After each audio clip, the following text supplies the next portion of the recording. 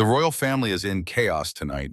What began as a quiet investigation into suspicious financial movements has exploded into one of the most shocking scandals Buckingham Palace has faced in years. Reports claim that King Charles himself uncovered a trail of hidden accounts, secret transfers, and at the center of it all, a name no one expected: Tom Parker Bowles, Camilla's own son. According to palace insiders, the king was blindsided when he learned that several luxury real estate properties linked to Parker's business empire had been purchased using funds that allegedly traced back to accounts connected with Camilla's charitable network. Within hours, investigators moved in. What happened next left the palace speechless. Parker's entire real estate portfolio was reportedly frozen, assets seized, and deals worth millions abruptly canceled. Witnesses described the king's reaction as a mix of fury and disbelief. For a monarch already fighting to hold together a fragile public image, this was more than a family embarrassment. It was a personal betrayal. Some even claimed Charles confronted Camilla behind closed doors in a heated exchange that ended with her storming out of Buckingham in tears. But the bigger question is, what did Camilla know? Was she merely protecting her son? Or was she directly involved in the cover-up of a royal-scale fraud? And if so, how deep does this go, and how long has the palace been hiding it from the public? As the media frenzy grows and royal aides scramble to control the damage, one truth seems undeniable. This scandal could threaten not just reputations, but the very foundation of the modern monarchy. So what do you think? Is Tom Parker just another victim of royal politics? Or has King Charles finally uncovered the secret that could end everything? Nunham, a tranquil London suburb famed for its oak-lined streets and red brick homes, has become a nightmare of sound. For the past week, every night at precisely 10 o'clock, excavators roar, heavy trucks rumble, and the clang of steel hammers echoes like thunder. The colossal construction site sits at the end of Willow Lane, surrounded by 3 Maria's steel barriers draped in black mesh, shielding it from every curious glance. No lights, no signs, only blinding floodlights sweeping through the darkness like soulless eyes. 72-year-old Margaret Thompson of 14 Willow Lane hasn't slept a full night in 3 weeks. She sits by the window, clutching a cold cup of tea, her sunken eyes staring into the void. They call it a royal project, she whispers to the old cat curled at her feet. But what royal family torments its people like this? The noise doesn't just steal sleep, it sows unease. Children scream in terror. Dogs bark madly. And the elderly, like Margaret, feel their hearts pounding erratically in their chests. Local authorities act swiftly. Mayor Harold Finch, a portly man with a forced smile, holds a town hall meeting. This is a special project of the royal family, he declares, his voice confident but his eyes evasive. All complaints will be reviewed. But let me remind you, this is in the national interest. To silence dissent, they distribute compensation $500 per household, accompanied by a subtly worded warning: cooperate for Nunham's progress.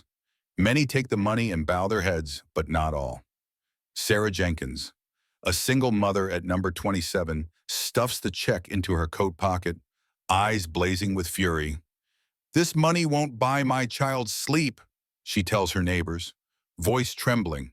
In London, less than an hour's train ride from Nunham, James, William's advisor, is on leave and dining late in his luxurious Kensington flat. His wife, Lady Joan, has just returned from visiting her sister in Nunham. "I can't take it anymore. James," she says, weary. "The noise is unbearable. They say it's a royal project, but no one knows anything. People are being paid to stay quiet."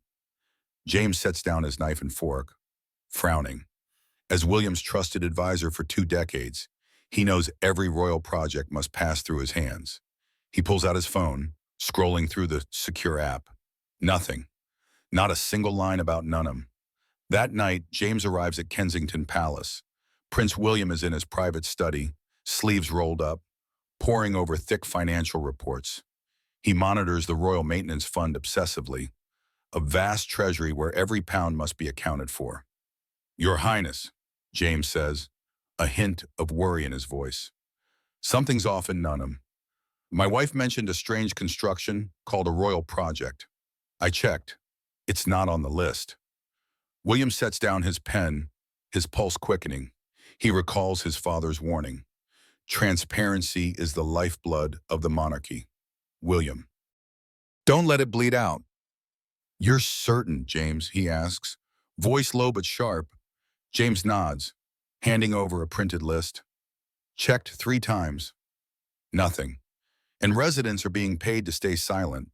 It smells like a cover-up. William stands, pacing to the window. The garden is pitch black, lit only by faint moonlight.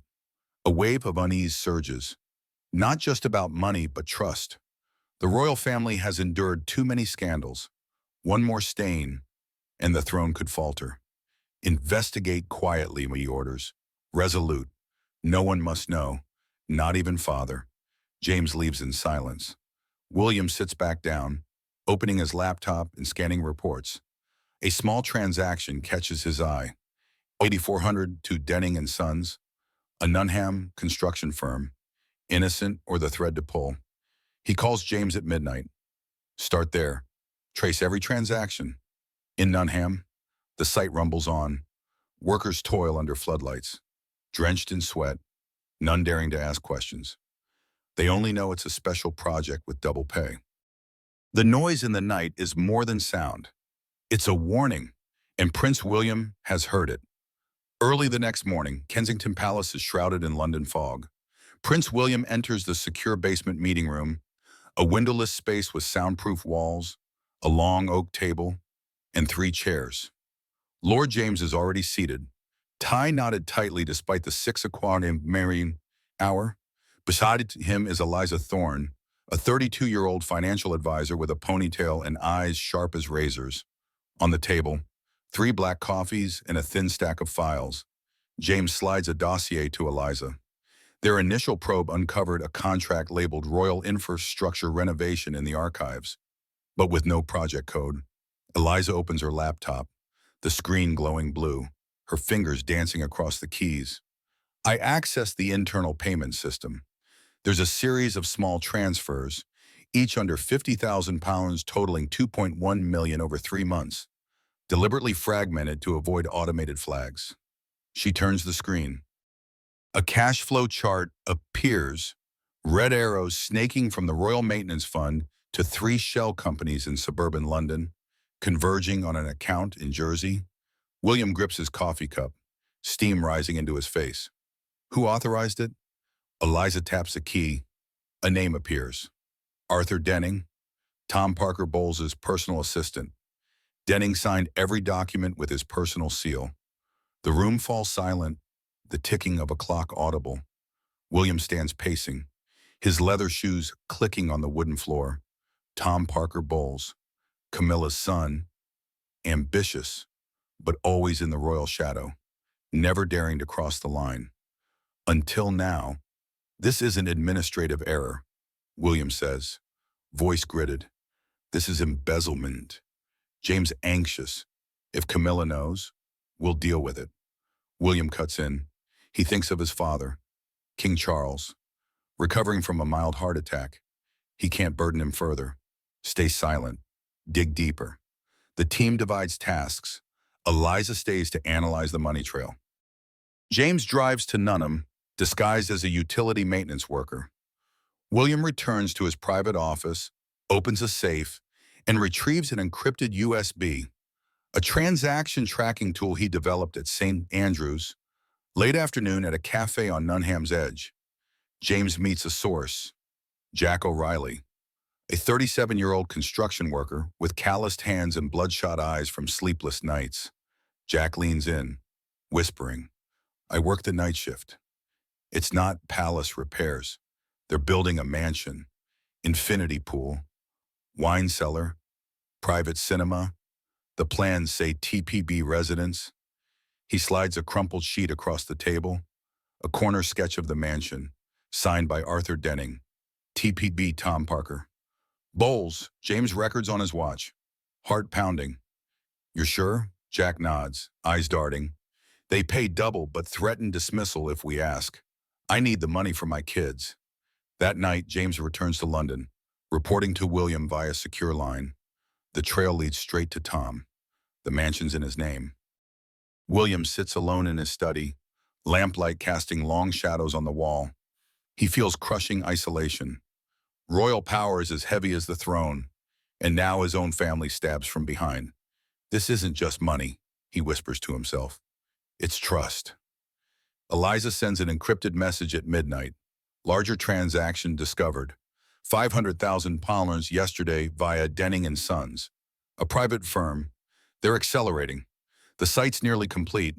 William calls an emergency meeting at 3 a.m. 3 people, 3 cold coffees. We need to tail Tom directly. He orders. Eliza, check Clarence house security cameras. James, find more witnesses. They move like ghosts. Eliza hacks the camera system, spotting Tom leaving Clarence house at 1:12 a.m., slipping into a sleek black car headed for Nunham, Saham. James contacts a former Royal Fund accountant, suddenly reassigned in Nunham. Sarah Jenkins stands at her window watching floodlights sweep the night. She records the noise on her phone, sending it to a local journalist. The reply, "Can't publish. Royal project." Sarah clutches her phone, tears streaming. They think money buys everything. Meanwhile, at a lavish Mayfair party, Tom Parker Bowles raises a champagne flute, laughing with the elite. But Arthur Denning whispers in his ear, "Your mother says, hurry." Someone's sniffing around. Tom nods, his smile stiff. The first crack has appeared, and Prince William knows it will widen into an abyss unless sealed immediately. Tom Parker Bowles races through London's empty streets at 2:14 a.m., knuckles white on the steering wheel. His phone buzzes relentlessly in his vest pocket. Arthur Denning. "Sir Tom, a strange car has been tailing the site since last night. I got the plate. Kensington Palace." Tom slams the brakes at the curb, sweat pouring. One name alone makes him tremble. William. Clarence's house is still lit despite the hour. Tom burst into his mother's private sitting room, voice breaking. "Mother, they know." William's investigating. Camilla sits in a leather armchair, white silk robe, holding a glass of red wine. She doesn't look up immediately, only swirls the glass slowly, her eyes cold as ice. "Sit down, my son." Tom sits, knees shaking. Camilla sets the glass down and the crystal clinks sharply. "I told you to be careful. Now listen." She presses the intercom. 2 minutes later, Chief Aide Jeffrey enters, clutching a black briefcase. "Forge the files tonight," Camilla orders, voice even, but razor sharp. "Add Charles's and William's signatures. Use the samples from last year's Windsor renovation. Print on watermarked royal paper." Jeffrey hesitates. "Your Majesty, if the council audits..." Camilla cuts him off, eyes flashing. "They won't if we move all transactions to the Jersey Trust before dawn. Erase every trace in London." She stands walking to the window overlooking the glittering Thames and reassign 5 senior accountants. Reason urgent internal audit. Anyone who objects, cut their pay. Jeffrey nods and leaves. Tom stares at his mother, voice hoarse. "Are you sure? If Charles..." Camilla turns, her face a mask of steel. "Charles is on sleeping pills. He'll know nothing until it's done." She places a hand on her son's shoulder, fingers digging in. "Tom, you are my everything. The royal family owes you a palace of your own." In Camilla's mind, memories flood back like a nightmare. She was once the other woman, torn apart by the press, despised by the public.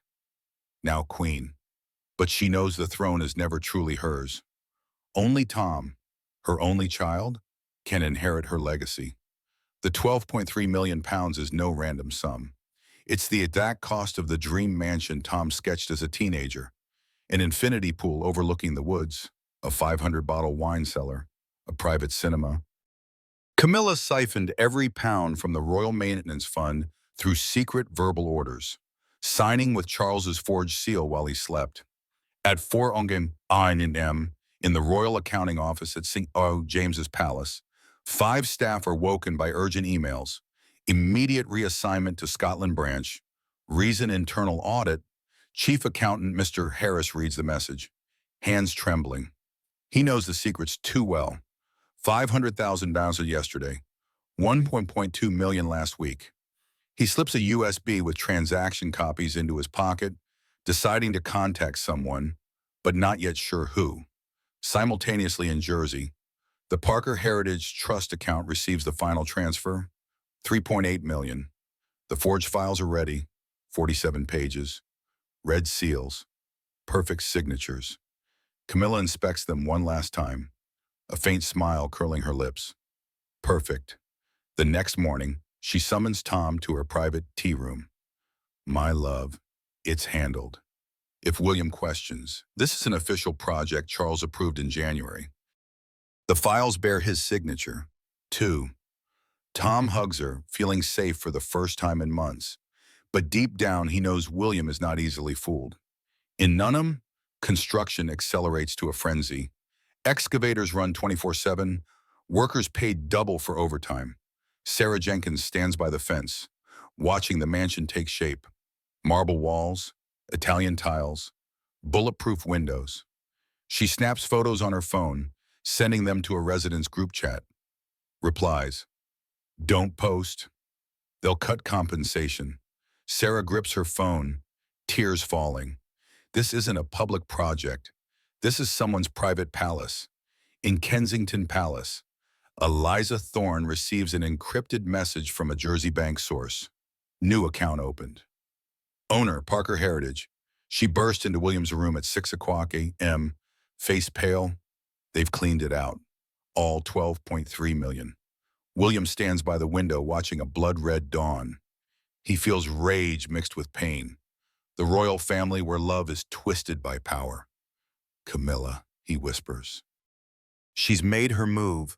Camilla's hand controls everything, but the crack has become a chasm, and Prince William holds the final hammer.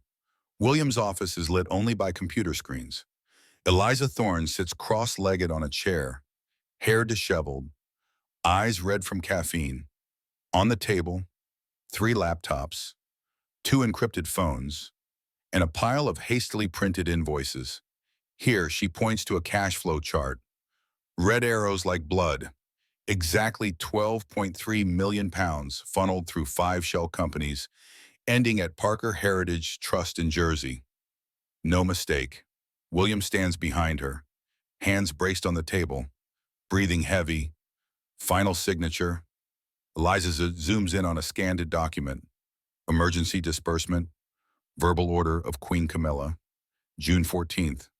At the bottom, her personal seal. A golden lion. Unmistakable. William clenches his fists. Verbal order. She knows it leaves no trace. James enters, coat damp with night mist. I have Mr. Harris. He ushers in a 54-year-old man with premature gray hair in a small suitcase. Harris sits trembling. Voice, I approve the last 3 payments. She called at midnight, said Charles agreed. I knew he was asleep, but I didn't dare ask. He places a USB on the table. Copies of everything. 47 transactions separately encrypted. William plugs it in. The screen fills with hundreds of lines. Harris points to 1.2 million on February 7th. Noted special materials. Actually, just 300,000 for granite. The rest vanished. Eliza digs deeper. Identifying the direct contractor, working with Tom and arranging a meeting. He agrees to meet in an abandoned cut-in car park. The cut-in lot is frigid, wind whistling through cracked concrete pillars. William, in a baseball cap and gray hoodie, stands by an unmarked black car. Blake, the contractor, arrives 10 minutes late, suit rumpled, eyes shifty. Tom told me to cut real costs by 40%, inflate reports by double. The difference went to his pocket. Blake hands over a second USB, fake contracts, double invoices, Tom's emails to Denning. William takes it, fingers ice cold. Why talk? Blake smirks. Camilla cut my commission last week. I'm not stupid back at Kensington by dawn. William convenes the team. Eliza analyzes Blake's USB, 38 emails, 12 fake invoices, a short recording. Tom's voice clear.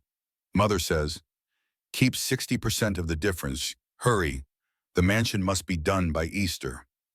James brings bad news. Second accountant, Laura Mills, urgently reassigned to Dublin this morning. 20 minutes to pack. William slams the table. Camilla's erasing traces. She knows we're close. Harris stares out the window, voice shaking.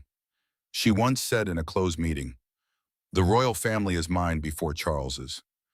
I thought it was just anger. Now William pulls up a Nunham map on the large screen.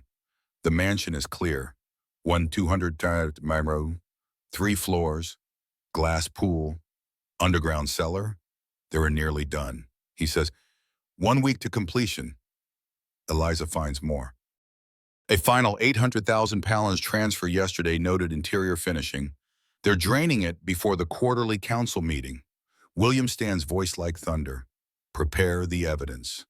Recordings, invoices, emails, testimonies. All of it. He looks at Harris. Will you testify? Harris nods. Eyes misty. I've served the crown for 28 years. Not to see it sold cheap at 6:30 m. William pulls James aside. Father needs to know, but not yet. He opens the safe, retrieving a sealed envelope, a handwritten letter from last night to His Majesty. Remisuse of maintenance fund. He hasn't sent it. Not yet. At Clarence House, Camilla reviews the forged files one last time. Jeffrey reports. Jersey transfer complete. Accountants are airborne. She nods, sipping Earl Grey. Good. William will find nothing but in Nunham. Sarah Jenkins stands by the fence, filming on her phone. The mansion glows under floodlights. Workers installing the final glass panels. She sends the video to the residents' chat with a caption. Whose house is this? William receives Eliza's message. Construction finishes in 48 hours. They plan a secret inauguration. He grips his phone. The money trail has led the way. But time is running out. The climax is one step away. Camilla strikes first, and her move is a razor-sharp blade. Early morning, a 47-page dossier is urgently delivered to every member of the Royal Maintenance Fund Council. Crimson leather cover, gold embossing, title in raised letters, Royal Asset Restoration Project, Phase 3. The final page bears the signatures of King Charles and Prince William, inked in glossy black with clear dates. A small note urgently approved to prevent national security leaks. The news spreads like wildfire within the inner circle. Charles and William used the fund for a personal project. A senior advisor whispers in St. James Palace corridors. Over £12 million bypassing the council. A young clerk panics on a call. Pressure mounts. The council demands an emergency meeting within 24 hours. Charles, just out of the hospital, receives the news via an aide. Face ashen. William, what have you done? William receives the dossier while sipping black coffee. He flips to the last page. His signature, perfect. But he never signed it. Laser printed, not real ink. He calls Eliza immediately. Analyze it. Budget codes, timestamps, signatures. Eliza works frantically in the digital lab. Results come fast. Budget code misformatted by 3 digits. Approval date during Charles's hospital stay. And William's signature scanned from last year's meeting minutes and spliced. High-level forgery. Eliza concludes, voice shaking. They want to pin it on you and the king. William doesn't panic. He's prepared. In his safe, 3 USBs, an audio box, and 5 original dossiers. He calls James, convene a closed meeting at Buckingham. Only Camilla, Charles, and 3 neutral council members. No advance notice. The green room at Buckingham Palace is chosen. Small, oak-paneled, no side windows, 1 entrance. Camilla arrives first in an emerald silk dress, pearl necklace, smile serene. Charles enters after, leaning on a cane, eyes foggy from medication. William stands at the table's end, black suit, no tie, hands in pockets. The door closes, bolted. Camilla speaks first, voice honey sweet. William, you're worrying everyone. This project was approved by your father long ago. Why the suspicion? William doesn't answer. He places the first USB on the table, plugs it into the projector. The screen lights up. A 12.3 million pound cash flow chart, red arrows pointing to Parker Heritage Trust. This is maintenance fund money, he says, voice ice cold, not restoration. This is Tom's private mansion.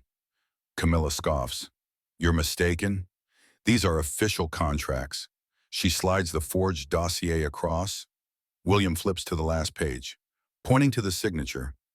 August 14th. Father was in hospital. I was with him all day. No one signed. Charles stares at his own signature, hand trembling. Camilla, what is this? William plays the recording, Tom's voice clear. Mother says, keep 60% of the difference. Hurry. The mansion must be done by Easter. Next, Camilla's voice in an internal call. Transfer everything to Jersey. Erase all traces. Camilla pales.